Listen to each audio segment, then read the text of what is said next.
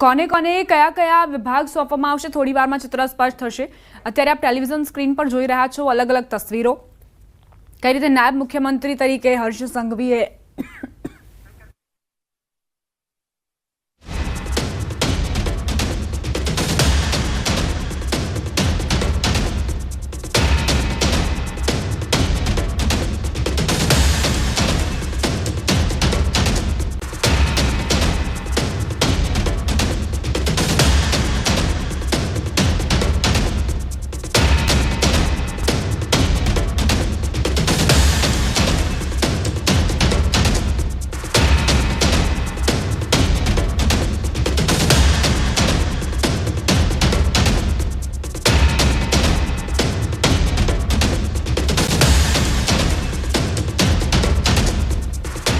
મંત્રીઓએ શપથ લીધા બાદ કાર્યકરોમાં ઉત્સાહનો માહોલ જોવા મળી રહ્યો છે।